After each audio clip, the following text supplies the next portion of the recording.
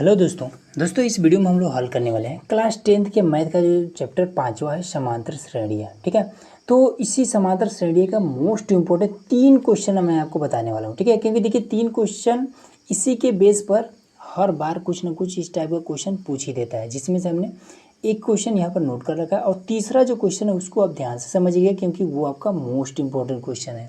ठीक है, तो आइए सबसे पहले इस चीज़ को देखते हैं और ये क्या कह रहा है। देखिए कह रहा है AP 8 3 - 2 के प्रथम 22 पदों का योग ज्ञात कीजिए। ठीक है, 22 पदों का योग, पदों को हम किससे यन से हम दर्शाते हैं। तो देखिए इसको कैसे हल करेंगे। तो इसको हल करने का सबसे आसान तरीका ये है, पहला पद ये है तो A बराबर में 8, ये तो आपको पता ही होगा। अब इन दोनों बीच के अंतर को हम D से लिखते हैं, तो 3 में से 8 को घटाएंगे तो बचेगा -5।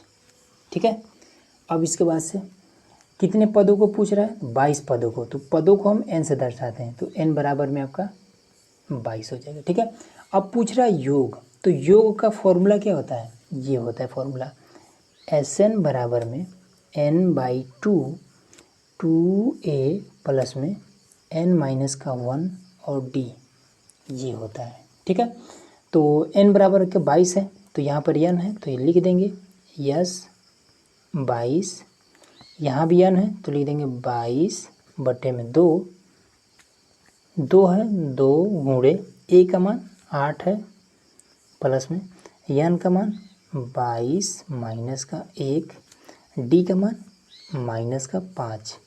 ठीक है, d गुणे में है तो गुणे में हो गया, ये तरीका होता है। ठीक है, चलिए इसको हल कर लेते हैं। तो इससे एक कट जाएगा 11 बार में 8 दूना 16, फिर ये आपका हो जाएगा कितना प्लस का 21 गुणे में -5, ये। ठीक है, अब 11 फिर 16, इसका जब गुणा करेंगे तो आपको कितना हो जाएगा 105 हो जाएगा, बड़ा ब्रैकेट ही कर देते हैं। ठीक है, अब इन दोनों को हम घटा देंगे, तो जब घटाएंगे तो कितना हो जाएगा, तो 11 गुणे आपका हो जाएगा कितना 90, 95 में से 6 जाएगा आपका 89 हो जाएगा। ठीक है, माइनस ये वाला बड़ा है तो माइनस लगा लेंगे। अब इन दोनों का करना है गुणा। ठीक है, तो चलिए ट्रिक से ही कर देते हैं। तो 1 का 9 के साथ करेंगे तो 9 हो जाएगा, फिर 1 का 8 के साथ करेंगे तो 8 हो जाएगा, फिर 1 का 9 के साथ, तो 8 और 9 कितना हो जाएगा 17, 17 का 7 हो जाएगा, फिर यहाँ पर 1 का 8 के साथ, तो 8 एक नाम 8, एक हंसिलिया बचा था। ठीक है, 17 का 7 लिखे थे, हंसिलिया आपका 9, माइनस है बड़े वाले में माइनस लगा देंगे। ठीक है, तो S22 का जो योग होगा वो आपका 979 होगा। ठीक है ना, पूछ रहा था ना कि यहाँ पर 22 पदों का योग, तो यहाँ पर देखिए 22 पदों का योग 979। ठीक है, माइनस का आपका आंसर हो गया। ठीक है, अगला देखिए। अब देखिए यहाँ पर हमारे पास दूसरा नंबर प्रश्न है। ठीक है, तो इसमें देखिए सबसे पहले क्या है कि यदि किसी AP के प्रथम 14 पदों का योग 1050 है। ठीक है, तो यहाँ पर देखिए योग ऑलरेडी दे दिया है, तथा इसका प्रथम पद 10 है, तो 20वां पद ज्ञात कीजिए। ठीक है, तो सबसे पहले पद यहाँ पर है तो पद को हम n से लिखते हैं, तो लिख देंगे कि n बराबर में आपका 14। ठीक है, योग को हम क्या लिखते हैं Sn से लिखते हैं, तो Sn बराबर में कितना है 1050। ठीक है, योग था तो Sn बराबर लिख दिए। उसके बाद कह रहा है प्रथम पद, तो प्रथम पद को किससे a से लिखते हैं, a बराबर है आपका 10। कह रहा है कि 20वां पद ज्ञात कीजिए। अब 20वां पद कैसे लिखते, जैसे कि प्रथम पद A1 से लिखते हैं, दूसरा पद A2 से लिखते हैं, तीसरा पद A3 से लिखते हैं। ठीक है, इसी तरीके से 20वां पद A20 से लिखेंगे, बराबर ये चीज़ हमें ज्ञात करना है। ठीक है, देखिए इसको कैसे करेंगे, फॉर्मूला हमारा यही रहेगा। कहीं पर भी अगर योग ये वाला शब्द लिखा हो तो तुरंत समझ जाएगा कि ये वाला फॉर्मूला रहेगा Sn बराबर में n/2 2a प्लस में n-1 d। Sn का मान 1050, n का मान 14/2, 2 a का मान 10। उसके बाद से n का मान क्या है 14 है, 14 माइनस का 1, d का मान नहीं दिया है, निकालना है। इससे हम इसको काट देंगे 1050, ये आपका 7, ठीक है, 10 दूना 20, ठीक है।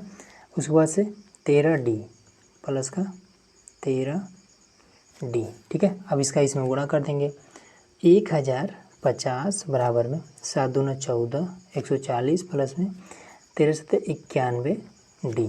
इसको हम इधर कर देंगे तो 1050 में से 40 घटेगा, तो 1000 में से पहले 100 घटाएंगे तो आपका 900 हो जाएगा, 50 में 40 जाएगा तो 10, तो आपका हो जाएगा 910, ठीक है, बराबर में 91D। ये चीज़ है, ठीक। 91 को इधर कर देंगे, गुणा करा इधर जाएगा भाग कर लेगा, तो 910 बटे में आपका 91 बराबर में D। 91 91 91, तो 1 और 0 बचा, मतलब कि 10 बराबर में D। ये चीज़ आया, ठीक है। तो हमें क्या निकालना है, 20वां पद निकालना है। तो 20वां पद के लिए ये फॉर्मूला हम लोग पिछले वाले प्रश्नावली में ही पढ़ चुके हैं कि A 20 अगर दिया हो तो लिखेंगे A प्लस में 20 है तो 1 कम करके लिख देंगे 19 और D। ये होता है तरीका, ठीक है। A का मान कितना है 10 हो जाएगा, प्लस में 19 गुणे D का मान कितना है, तो यहाँ पर ये वाला 10, तो यहाँ पर आपका हो जाएगा 10, तो कितना हो जाएगा 10 प्लस में 190, तो A 20 बराबर में आपका हो जाएगा 200। सिंपल, ये आपका आंसर हो गया, ठीक है। तो ये तो आपका दूसरा था जो कि हमने इजीली हल कर लिया। अब तीसरा देखिए, अब देखिए यहाँ पर है हमारा क्वेश्चन नंबर तीसरा, ठीक है। तो देखिए तीसरा जो क्वेश्चन है ये एकदम से देखने में ही छोटा लग रहा है, लेकिन अगर आपको इसका नियम नहीं पता है तो आप कंफ्यूज हो जाएंगे। ध्यान से समझिएगा। इसमें सबसे पहला वही काम करना है, पहले वाले पद को हम A से लिखेंगे, तो A बराबर में आपका हो जाएगा 24, ठीक है। अब इन दोनों के बीच का अंतर निकाल लेंगे, तो 21 में से अगर 24 को घटाएंगे तो छोटा में से बड़ा जब घटेगा तो कितना हो जाएगा, D बराबर में -3 हो जाएगा, ठीक है।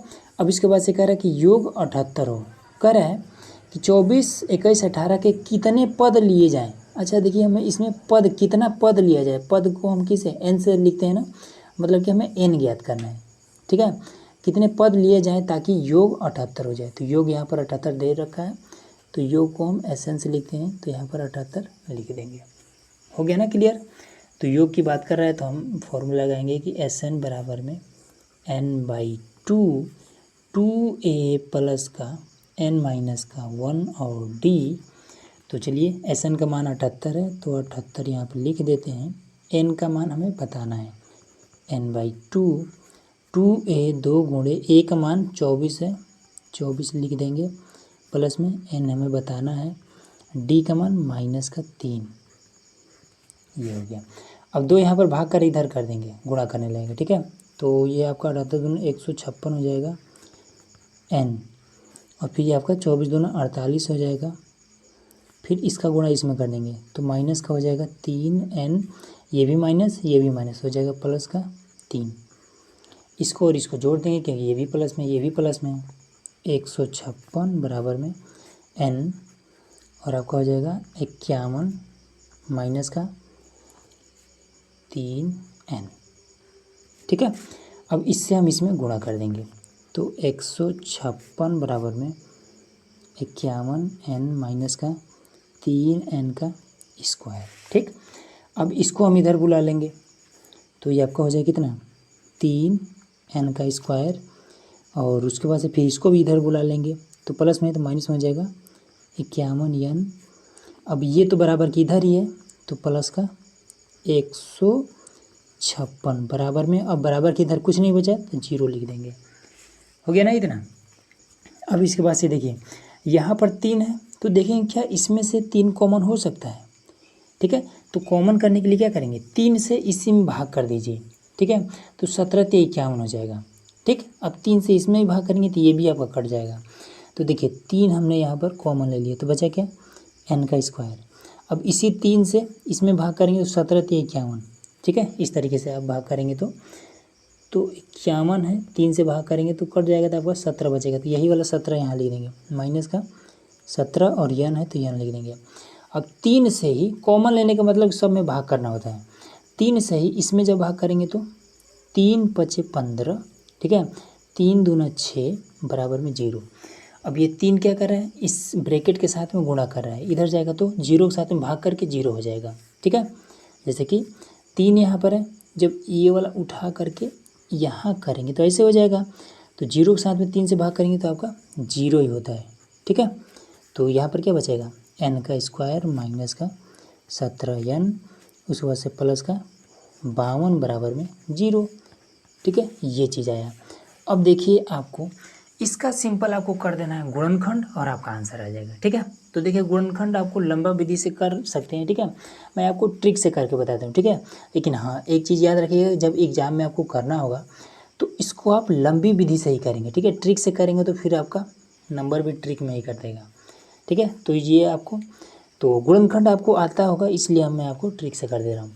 तो देखिए यहाँ पर प्लस है, मतलब कि 52 को कुछ ऐसा तोड़ना है कि जोड़ें तो 17 आ जाए।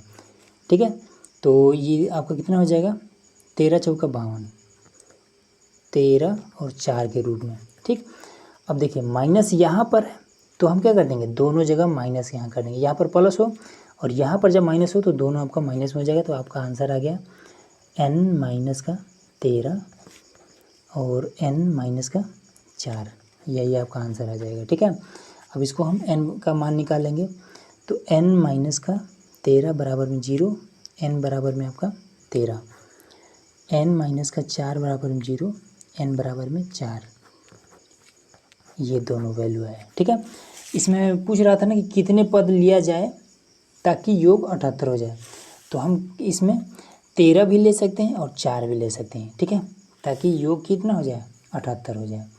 ठीक है, अब देखिए योग 78 हो जाए क्या मतलब, तो जैसे कि अगर हम 4 लेते हैं, ठीक है 4 पद लेते हैं तो भी जोड़ेंगे तो आपका 78 हो जाएगा, और 13 पद लेंगे तभी जोड़ेंगे तो आपका 78 हो जाएगा। ठीक है, कैसे, देखिए 4 पद हम लेकर के बता दे रहे हैं शुरू से। देखिए यहाँ पर पहला पद है, दूसरा पद है, तीसरा पद है, एक पद और निकाल लेते हैं। ठीक है, तो चौथा पद निकालने के लिए फॉर्मूला क्या होता है, A4 बराबर में A प्लस में 3D, ये होता है फॉर्मूला। ठीक है, 4 चौथा निकालना है तो 3, एक कम करके 3 लिख देंगे और D इसके साथ में लगा देंगे, A लगा देंगे, ये तरीका होता है। तो A का मान देखिए 24 है, 24।